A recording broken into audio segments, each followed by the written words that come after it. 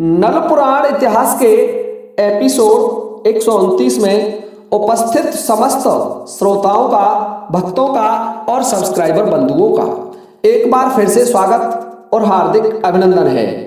देखिए श्रोताओं, आज जो मेरे पास प्रसारित करने के लिए कमेंट है, वो कमेंट करने वाली रेखा सैनी जी हैं और वो लिखती हैं, प्रणाम गुरुजी, मेरा नाम रेखा सैनी है और मैं पहोवा हरियाणा से बिलोंग करती हूँ। मुझे नल पुराण बहुत अच्छा लगता है। इसे सुनाने से हमें हर प्रकार की शिक्षा मिलती है कि कैसे हमें मजबूती से समस्याओं का सामना करना चाहिए।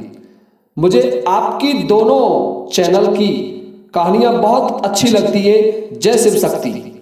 तो देखिए रेखा जी, आपका हमारे चैनल पर हार्दिक स्वागत और अभिनंदन है।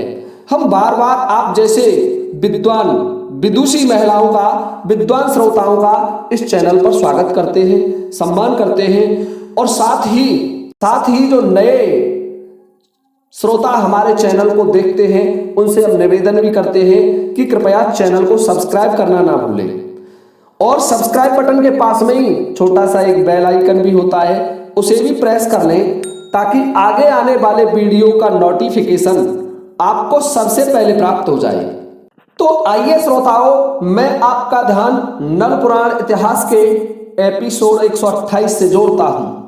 128वें एपिसोड में मैंने आपको बताया था कि राजा नल अपने पुत्र ढोल कुमार को जीवित कर लेते हैं और एक फेरा पूर्ण हो जाता है।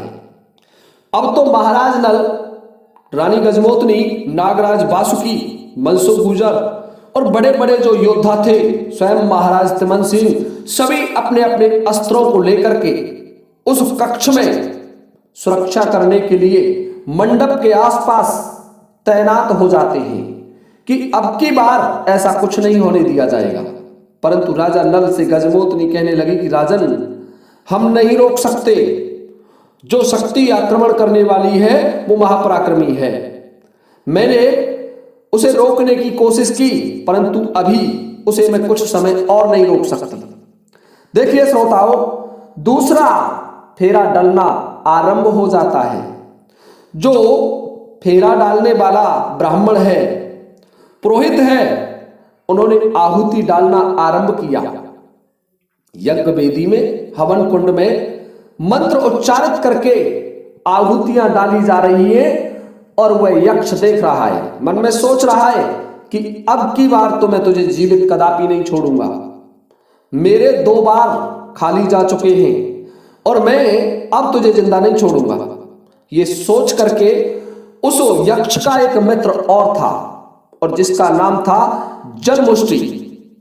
और जलमुष्टि की एक विशेषता थी कि वह अथाह जल राशि बरसा सकता था। उसके संपूर्ण समुद्र को अपने साथ एकत्र करके लाने की शक्ति थी उसके अंदर। वह बड़ा योद्धा था और हर तरीके से मायावी था और वह जल बरसा करके किसी का भी ध्यान भ्रमित कर सकता था। तो यक्ष ने अपने मित्र का आह्वान किया और जलमुष्टि ने, जो समुद्र में रहता था, और एक बार वह किसी को भी पकड़ के समुद्र में ले जाए तो फिर ढूंढ पाना या खोज पाना संभव नहीं था। हे श्रोताओं, वह यक्ष वज्रमुष्टि का आह्वान करता है।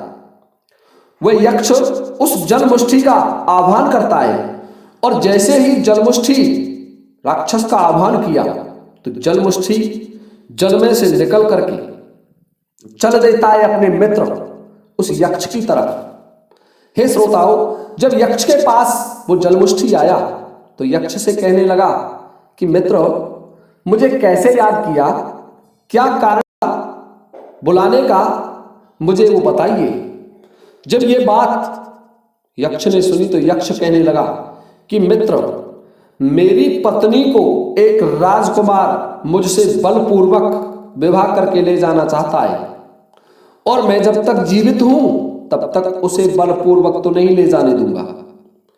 जलमुष्टि कहने लगा कि बस मित्र, छोटी सी बात है और जो भी एक मानव राजकुमार और हम यक्षों से और राक्षसों से अपनी पत्नी को छीन करके ले जाए तो ऐसा तो कभी नहीं होगा। यक्ष कहने लगा, मित्र यदि ऐसा नहीं है तो देखिए वो मंडप दिखाई दे रहा है और जो दुल्हन बनी हुई बैठी है वो मेरी पत्नी है। मेरी गुरु ने मुझे ये पत्नी के रूप में स्वीकार करने के लिए वचनबद्ध थी और उन्होंने मुझे इसे प्रदान किया है। जब यक्ष की बात जलमुष्टिका ने सुनी तो जलमुष्टिका कहने लगा, ठीक है मैं जा रहा हूं और अभी इस राजकुमार का हरण कर लाता हूं, इसे समाप्त कर दूंगा। देखिए श्रोताओं, उस यक्ष की बात सुनकर के उस यक्ष का मित्र जलमुष्टिका या जलमुष्टि नाम लिखा हुआ है, जलमुष्टि चल देता है और जलमुष्टि ने देखा कि यह हर कोई योद्धा अपने अस्त्रों से सुसज्जित और तैनात है और ये इस राजकुमार की सुरक्षा कर रहे हैं। हर कोई अपने अश्व पर सवार है, इसलिए मुझे पहले इन्हें भ्रमित करना होगा। तो भ्रमित करने के लिए जलमुष्टि ने भ्रमित जल वर्षा की। भ्रमित जल वर्षा का मतलब है पानी नहीं, केवल ऐसा महसूस हुआ, आभास हुआ कि उसने पानी बरसाया है और बहुत तीव्र वेग के साथ, जैसे मानो कि तेज वायु का प्रभाव आया हो। और उस वायु के प्रभाव में सभी योद्धा इधर उधर देखने लगे और तब तक उस जलमुष्टिका ने ढोल कुमर को उठा लिया और उठा करके अपने पेट में रख लिया, निगल गया। उसके पेट में अथाह जल राशि थी, वो बड़ा बड़ा मायावी था, उसके समान दूसरा मायावी उस समय कोई नहीं था। देखिए श्रोताओं, जब जलमुष्टि ने ढोल कुमर का हरण कर लिया तो रानी गजमोतनी ने राजा नल से कहा कि महाराज ढोल कुमर की मृत्यु दोबारा भी हो चुकी है। जलमुष्टि नामक ये राक्षस तुम्हारे पुत्र का हरण ही नहीं, उसे पेट में भी रख गया है, उसे खा भी गया है और वह मर चुका है। राजा नल कहने लगा कि रानी तू क्या कह रही है कि महाराज देखिए आकाश मार्ग से जा रहा है और यदि ये समुद्र में चला गया तो ढोल कुमर की डेड बॉडी भी नहीं मिलेगी, उसका मृत शरीर नहीं मिल पाएगा और ये पुत्र सदा सदा के लिए समाप्त हो जाएगा। राजा नल कहने लगा, तो फिर मैं क्या करूं कि अपना अश्व दौड़ाओ और इसे पकड़ो, मार्ग में रोको, तुमसे बड़ा पराक्रमी नहीं है, तुम बड़े से बड़े राक्षस का, बड़े से बड़े दाने का सामना करने में सक्षम हो। माता भवानी का स्मरण करो और इसका पीछा करो, इसे रोक लो, ये जब तक समुद्र में जाए उससे पहले इसको पकड़ लो और इसका वध नहीं किया तो ये कभी भी ढोल कुमर के मृत शरीर को प्रदान नहीं करेगा। देखिए श्रोताओं, राजा नल ने जब ये बात सुनी तो नागराज वासुकी के साथ उस राक्षस को पकड़ने के लिए आकाश मार्ग में अपना घोड़ा दौड़ा देते हैं। और जो राजा नल का घोड़ा था मैं पहले ही बता चुका हूं, भगवान सूर्य का पुत्र था, वीरवरण नाम था और जल थल गगन तीनों में समान गति से चल सकता था। राजा नल ने अपने अश्व को उसके पीछे लगा दिया और आकाश मार्ग में उसे ललकारा कि कायर अब कहां जाएगा। परंतु जलमुष्टिका तो महापराक्रमी था। राजा नल से कहने लगा, क्यों मर रहा है, तेरा पुत्र मर चुका है और तू भी आत्महत्या करने के लिए मेरे सामने आ रहा है, देखता नहीं मेरी कितनी प्रचंड शक्ति है। और ऐसा कहकर के जलमुष्टि ने अपना तीव्र जल प्रवाह राजा नल और नागराज वासुकी की तरफ छोड़ दिया। परंतु देखिए श्रोताओं, माता भवानी का रक्षा कवच राजा नल के साथ था, तो राजा नल का कुछ भी नहीं बिगाड़ पाया। राजा नल ने घूमासुर दाने की दी हुई अक्षय तेल जो 7 धार की थी उसे लिया और उसके सामने पहुंच गया, उसे आगे से घेर लिया कि राक्षस अब तू जीवित नहीं लौटेगा, नहीं तो इसी समय मेरे पुत्र को बाहर निकाल। परंतु देखिए श्रोताओं, जलमुष्टि भी ऐसा छोटा मोटा राक्षस नहीं था। दोनों में अंतरिक्ष में महायुद्ध होने लगा, दोनों में घोर संग्राम हो रहा है और राजा नल ऐसे राक्षसों का सफाया करने में समय नहीं लगाते थे। उस जमाने में उन राक्षसों को दाना शब्द प्रयोग किया गया है। जिस पुराण से, जिस ग्रंथ से ये मैं बता रहा हूं, उसमें दाने शब्द का इस्तेमाल बहुत ज्यादा हुआ है। तो उस दाने को मारने में बहुत कम समय लगाया और उसे मार करके पृथ्वी पर डाल दिया और जैसे ही वो पृथ्वी पर गिरा, उसका विशाल शरीर देख करके समस्त नगरवासी भयभीत हो गए।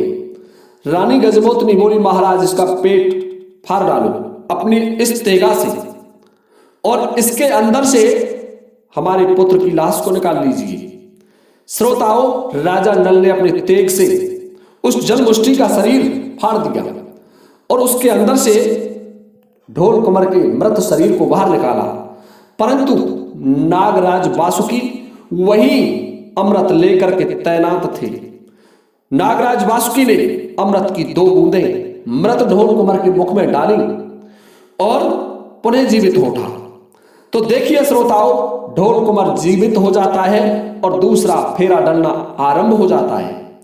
इस तरीके से आगे जो वर्णन लिखा हुआ है, 5 फेराओं की मृत्यु वो लिखी नहीं है, लेकिन ये लिखा हुआ है कि इस तरीके से 5 बार ढोल कुंवर की मृत्यु और भी होती है, और हर फेरा पर मृत्यु होने के साथ साथ कुल 7 फेरा होते हैं। 7 बार ढोल कुंवर की मृत्यु हो गई और 7 बार नागराज वासुकी अमृत पान करा करके ढोल कुंवर को जीवित कर लेते थे।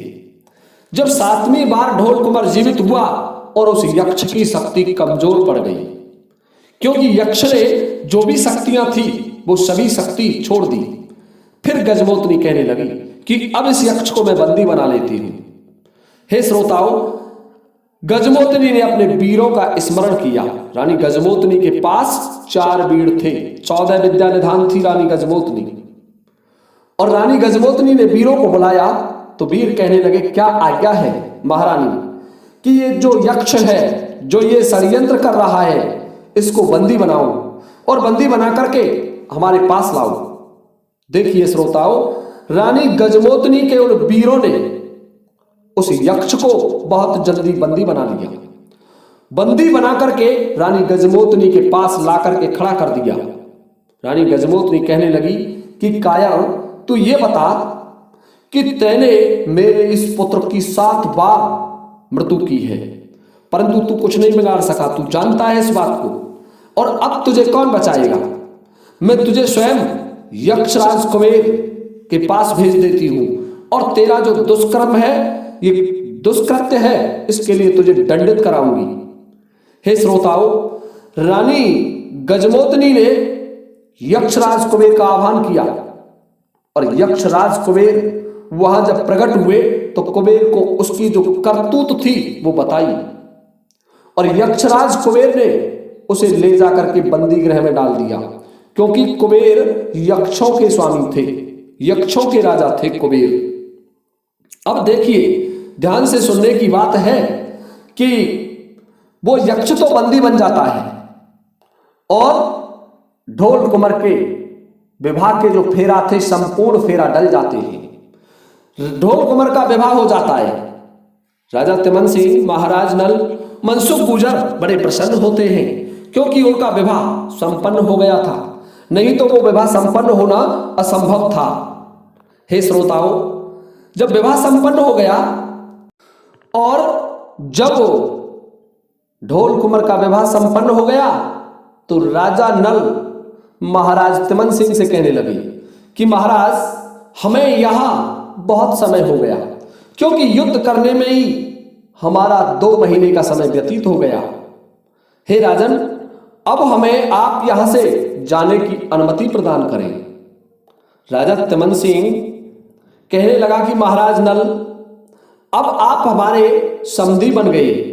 आप और हम प्रसन्नता पूर्वक इस नगर की महाकाली के मंदिर में चलते हैं और हमारी पुत्री और ढोल कुंवर को भी माता के मंदिर में लेकर के चलते हैं, ताकि मार्ग में तुम्हें कोई दुविधा ना हो। देखिए श्रोताओं, राजा तिमन सिंह ढोल कुंवर को और अपनी पुत्री को राजा नल सहित माता काली के मंदिर में ले जाता है। माता काली को राजा नल ने अपना शीश झुकाया, प्रणाम किया और माता काली का स्मरण किया। श्रोताओं, माता काली राजा नल को कह देती है कि पुत्र, तू हमेशा विजयी रहेगा, तुझे कोई हराने वाला हुआ ही नहीं है। श्रोताओं, जो धर्म के पथ पर चलता है, जो सत्य के मार्ग पर चलता है, उसे हराना आसान नहीं होता। इसलिए राजा तिमन सिंह भी राजा नल को नहीं हरा पाए और राजा नल माता देवी से आशीर्वाद लेकर के महाराज तिमन सिंह से अनुमति ली कि राजन, अब हमें जाना होगा। राजा तिमन सिंह बहुत भारी सामान अपनी पुत्री को दहेज में देते हैं। हाथी, घोड़ा, रथ, जो भी उस जमाने में दहेज चलता था, क्योंकि राजा हाथी घोड़ाओं का दहेज ज्यादा देते थे। संपूर्ण सामान देकर के अपनी पुत्री को ढोल कुंवर के साथ विदा कर दिया। ढोल कुंवर ने एक दिव्य रथ सजवाया। उस रथ में ढोल कुंवर बैठ जाता है और राजकुमारी तिमन कौर बैठ जाती है और चल देते हैं नरवरगढ़ की तरफ। तिमनगढ़ से जब राजा नल अपनी सेना के साथ लौटते हैं तो नागराज वासुकी कहने लगे कि महाराज नल, मुझे यहां आए हुए कई दिवस का समय व्यतीत हो गया है, इसलिए मैं नागलोक जाना चाहता हूं। राजा नल बोले कि महाराज, आप हमारे मित्र हैं और इसलिए आपको नरवरगढ़ तक हमारे साथ चलना होगा। देखिए श्रोताओं, नागराज वासुकी सहित राजा नल चल देते हैं और कई दिन का सफर करने के बाद उसी गढ़ गंगा पर आ जाते हैं जहां ढोल कुंवर का हरण किया था रानी तिमन कौर ने, राजकुमारी तिमन कौर ने।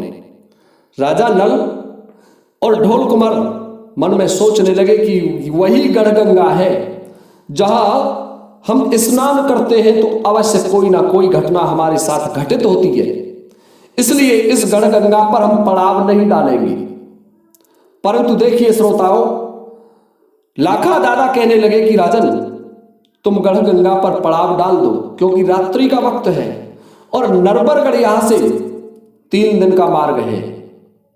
श्रोताओं, गढ़गंगा पर पड़ाव डाल दिया जाता है और गढ़गंगा में उसी समय राजा नल, लाखा दादा, बड़े बड़े योद्धा कहने लगे कि अब ऐसा अवसर है, यहां कोई राजा महाराजा की भीड़ नहीं है, हम सभी इसमें स्नान करते हैं। तो श्रोताओं, राजा नल ने अपने संपूर्ण परिवार सहित हंसी खुशी गढ़गंगा में स्नान किया।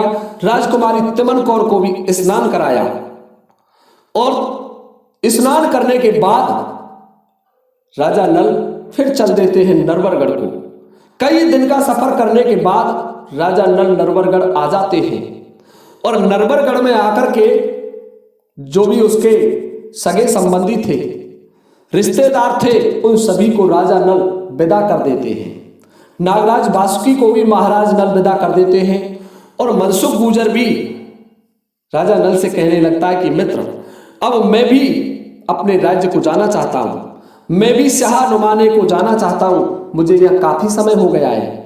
तो देखिए श्रोताओं, राजा नल से अनुमति लेकर के महाराज मनसुख, जब मित्रों का नाम लिया जाएगा तो मनसुख का नाम सबसे पहले लिया जाएगा। कृष्ण सुदामा का उदाहरण तो मिलता है, लेकिन सबसे बड़ा उदाहरण मनसुख और नल का मिलता है। राजा नल मनसुख को विदा कर देते हैं और ढोल कुंवर के 3 रानियां हो जाती हैं। बड़ी रानी रेवा रानी थी, उससे छोटी मरवन रानी जो राजा पिंगुलगढ़ नरेश की पुत्री थी, राजा बुद्ध की पुत्री, और तीसरी राजा तिमन सिंह की पुत्री थी। 3 रानियां ढोल कुंवर के हो जाती है। देखिए श्रोताओं, अब ये जो भाग है, ये मैदान है, ये यही समाप्त हो जाता है। इससे अगला मैदान आपकी सेवा में मैं अगले वीडियो में लेकर के उपस्थित हो जाऊंगा। तब तक के लिए आप सभी से चाहता हूं अनुमति इस वीडियो को विराम देने की। इसी के साथ जय हिंद, जय भारत।